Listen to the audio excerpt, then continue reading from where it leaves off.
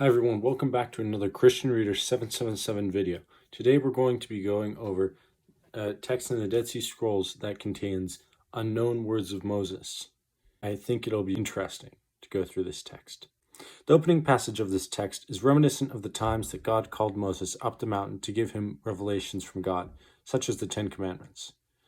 The next section continues to use ancient Near Eastern covenantal language. The end of this section concludes with prophecies of Sabbath breaking, something that was likely written retrospectively to fit the theology of the authors. In the next section, there is a noticeable break with the biblical themes. The text asserts that the people of God would be cursed and perish from the land that they were going to possess, the land of Israel. I will say, in and of itself, there are some biblical predictions and statements that Israel was going to mess up very badly and follow idols within the first 5 books of Moses. However, that was not as heavily emphasized as it is within this text in terms of percentage of text. God in the Bible, on the other hand, says many good things about Israel possessing the land. There are multiple conditional statements blessing and cursing when Israel would inherit the land based on their decisions. They could choose life or they could choose death. The biblical text was not as predictive as the Dead Sea Scrolls make their own spin on Moses. The biblical books of Moses simply do not carry this total pessimism, which should indicate that we aren't dealing with a book of Mosaic authorship, but rather pseudepigrapha written under the name of Moses, as this author seems to differ with the biblical Moses in perspective and focus. The next section states that Moses called the priest Eleazar and Joshua, the son of Nun, and asked them for a recitation of the Torah or Mosaic law.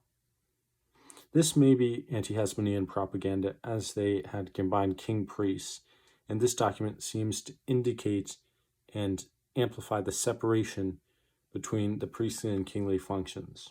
We do know, however, that Scripture allows a combination of roles and promises it to the nation of God. In the next section, the author returns to a paraphrase of the original Mosaic writings, encouraging the audience to be faithful to the commandments of God. This is continued in the next section. As Israel had an agrarian economy, the possibility that water would be withheld from the land was a significant curse, one that could destroy someone's livelihood. The possibility of this happening was for them an enormous reason to follow God and obey His commandments. This agricultural thread ties in with the next passage, which is about land Sabbaths, an agricultural practice mimicked in field rotation today. Another part of the 7th year was a societal rest. People were restored a viable economic situation. This included a forgiveness of debt. This text borrows heavily from biblical instructions while adding its own flavor to the narrative and points.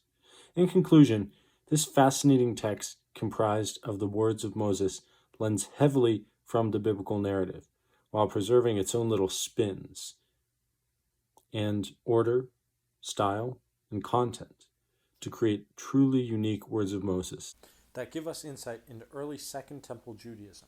Thank you for watching. If you liked the video, consider subscribing. I have more Dead Sea Scroll content on a playlist on my channel.